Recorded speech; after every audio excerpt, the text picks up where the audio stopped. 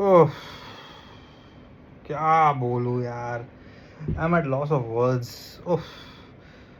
यार, मैं आज गया था ना टॉक्सिक देखने के लिए।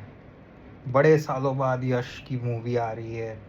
मैंने सोचा केजीएफ 2 तो genuinely it was quite interesting, although बहुत लोगों को पसंद नहीं आई थी, बट मुझे जेन्युइनली वो इंटरेस्टिंग लगी थी। तो 4 साल बाद वो लौट रहे हैं, मतलब आई थॉट कि कुछ तो मतलब कुछ नया ला रहे हैं। Something interesting he is bringing, ठीक है? Geetu Mohandas has directed this film. Geetu Mohandas is a national award winning director. इसमें कई कियारा एडवाणी है, इसमें तारा सुटारिया है, इसमें नयनतारा है, इसमें रुक्मिणी वसंत है, इसमें ये क्या नाम था, हुमा कुरैशी है, और भी बहुत सारे यू नो और भी बहुत सारे एक्टर्स एंड एक्ट्रेसेस है। मतलब आप बोल सकते हो कि बॉलीवुड से बहुत लोगों को लिया है, ठीक है? अब ये इस फिल्म को देख के ना मैं एक चीज़ मुझे समझ में आया है कि जब आप एक बड़े स्टार को अपने फिल्म में लेते हो, एक ऐसा पैन इंडिया स्टार, ठीक है, जिसका पहले बॉक्स ऑफिस उसने 4 साल पहले बॉक्स ऑफिस पे बड़ा अच्छा खासा एकदम धूम धड़ाका किया था।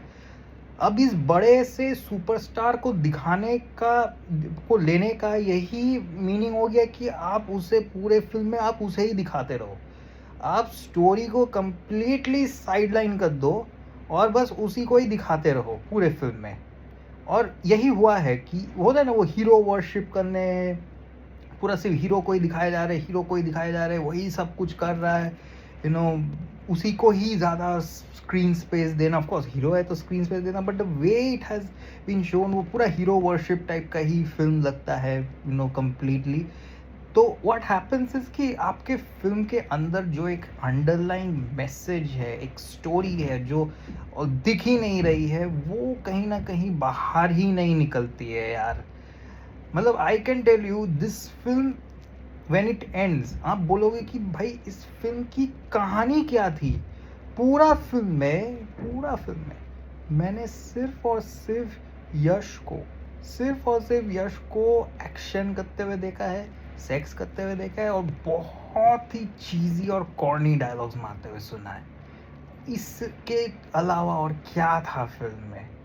Either every 5 seconds, yeah, there is like Yash killing somebody. Either he's giving some cheesy dialogues or he's having sex with some ladies. उसके अलावा इस फिल्म की कहानी क्या थी?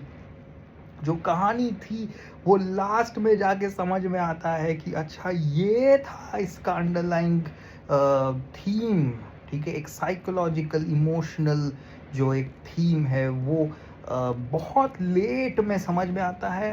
एंड जब तक आपको रियलाइज होता है ना, जो लास्ट में जो एक ट्विस्ट आता है, वो ट्विस्ट ऑनेस्टली स्पीकिंग जब वो आती है लास्ट में ना, आप बोलोगे कि यार I spend almost 3 hours of this trash just to see this. ये मेरे साथ चीटिंग हो गया, लिटरली मेरे साथ चीटिंग हुआ। मुझे लगा कि भाई 3 घंटा और ये ट्विस्ट, भाई ये ट्विस्ट लिटरली पता नहीं कितने फिल्मों में मैंने देखा है ये।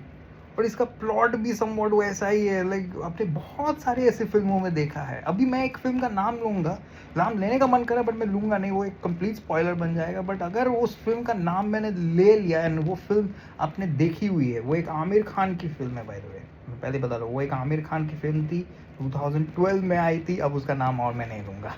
अगर आप समझदार हो तो उस फिल्म में जो ट्विस्ट थी ना, बिल्कुल वही चीज़ इस फिल्म में है।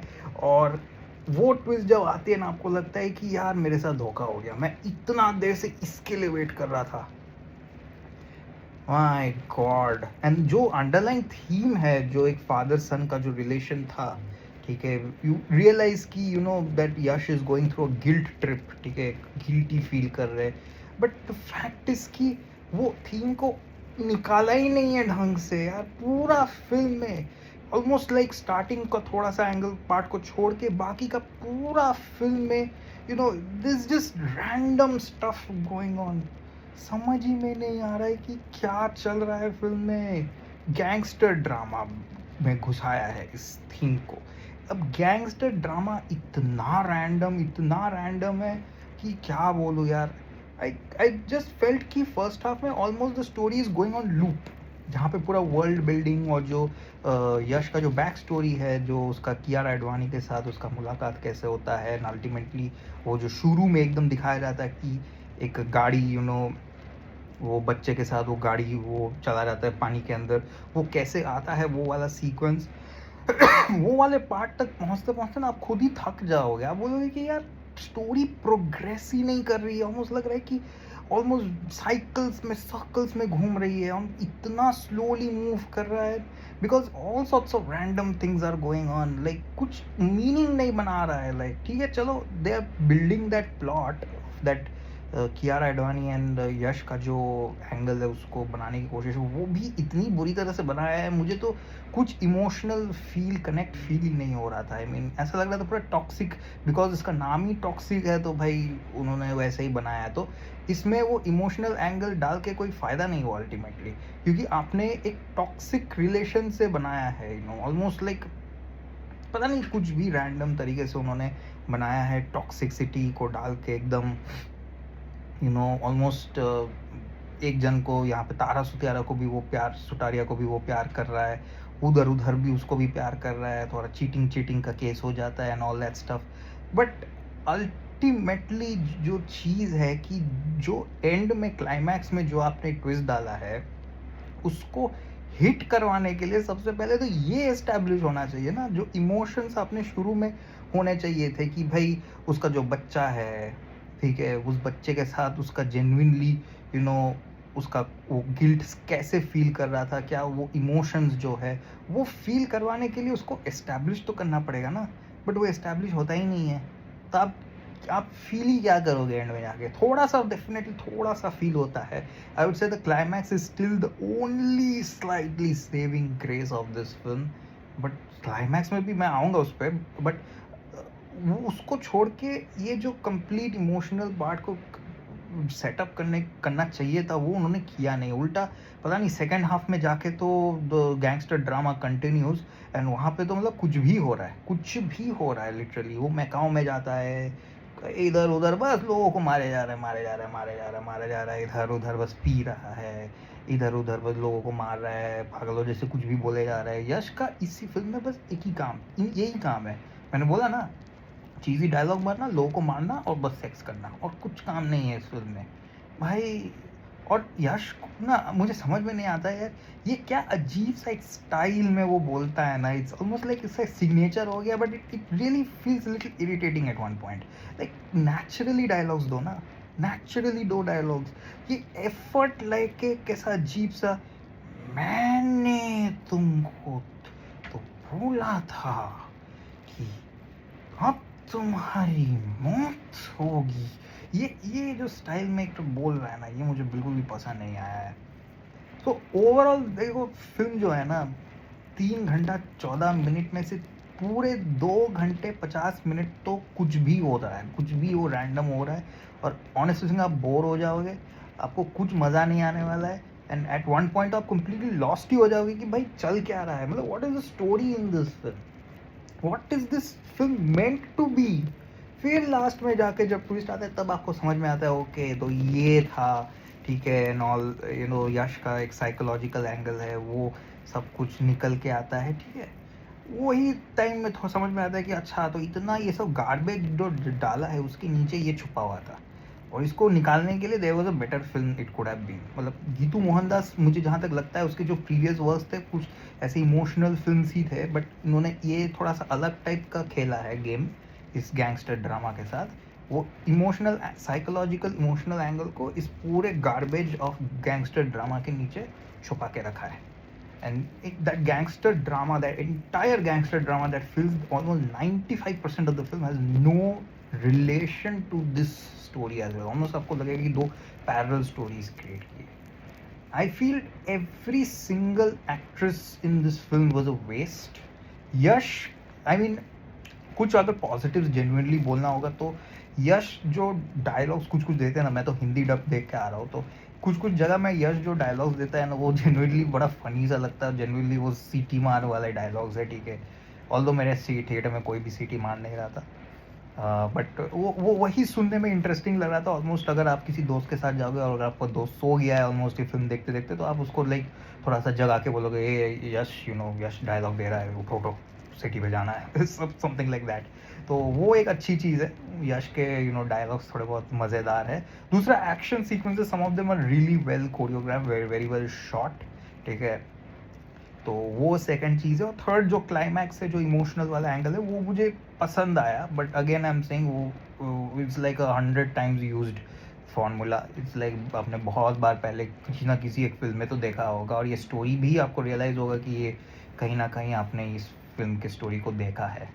और बहुत तो पूरा ही नेगेटिव है यार, सिल्वर लाइनिंग है कहाँ पे इस फिल्म में? यही 3 पॉजिटिव चीज़ है, एक्शन, सम डायलॉग्स एंड वो क्लाइमैक्स, जिसमें क्लाइमैक्स की बात जैसे मैं कर रहा था ना शुरू में यार, जब वो रिवील भी हो रहा है ना, ट्विस्ट एंड ऑल दैट, और वो इमोशनल वाला पार्ट रिवील हो रहा है, तब भी वहाँ पे भी पता नहीं क्या सब चल रहा है यार।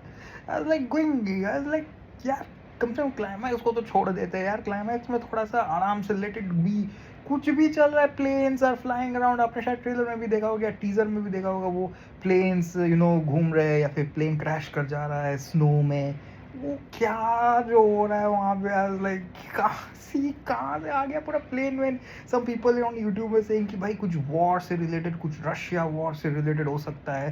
भाई घंटा मेरा रशिया वॉर, भाई वो साला भाई कोई आ गया अपना प्लेन उन लेके भाई यश को चोदने के लिए, भाई अबे यार कुछ भी चल रहा है यार एंड में यार, बट दैट इमोशनल एंगल को उसके बीच में घुसा दिया, उस इमोशनल वाले पार्ट को, सीक्वेंस को उसके बीच में घुसा दिया, कुछ भी हो रहा है भाई।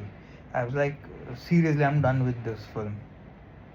Apart from that, songs are almost forgettable, BGM ठीक ठाक है, एंड VFX तो बहुत ही ख़राब है। लाइक वहाँ पे डीनेग लिखा हुआ था, मुझे लगा शायद से जब ओपनिंग क्रेडिट्स आ रहे थे, बट ये डीनेग का काम तो लग नहीं रहा है, क्योंकि इतना वाहियात VFX इन्होंने डाला है ना, पूरा ग्रीन स्क्रीन लग रहा है, पूरा पीछे में जो सीनरीज दिख रहे थे गोवा के, बहुत ही बेकार है उस VFX पे। अपार्ट फ्रॉम दैट, यश का ही परफॉर्मेंस थोड़ा बहुत ठीक है, but he doesn't have any other expression apart from just looking like। ऐसे देखने के अलावा और कोई उसका एक्सप्रेशन नहीं है। एंड बाकी एक्ट्रेसेस में से शायद कियारा अडवाणी और मे बी हुमा कुरैशी को मैं थोड़ा सा नंबर्स दूंगा। नयनतारा भी, उसका एक ही एक्सप्रेशन है थ्रू आउट द फिल्म, ठीक है, पूरा डिप्रेस्ड वाला, एंड वो भी ठीक ही परफॉर्म की है। I mean these are the 3, apart from that none all of them are wasted in this film. तो ओवरऑल अगर टॉक्सिक को मैं रेटिंग देना चाहता तो मैं सिर्फ 1.5 स्टार्स दूंगा यार। आई मीन आई फील कि मैंने 2.5 to 3 आवर्स थोड़ा वेस्ट हुआ इस फिल्म को देख के, almost wastage of my money. It feels कि गीतू मोहनदास का जो एक इंटेंशन था कि हम एक साइकोलॉजिकल इमोशनल स्टोरी को किसी एक दूसरे जॉनर के साथ घुसाने की कोशिश करेंगे, वो कम्प्लीटली फेल हो गया इसके साथ, क्योंकि वो ओवर पावर कर गया है दूसरे को, ठीक है, ओवर पावर कर गया एंड वो फील नहीं आती अल्टीमेटली। तो 1.5 स्टार्स। ये फिल्म को अगर आप थिएटर में जाना चाहते हो देखने, तो दोबारा सोचना, सही में बता रहा हूँ। अगर आप यश फैन है बहुत बड़े, तो भाई जाके देखो। अगर नहीं हो और अगर सोच रहे हो कि जाके देखो या ना देखो, तो मत देखो। मे बी अगर OTT में आ रहा है तो देख लेना, OTT में आप इसे सह नहीं पाओगे।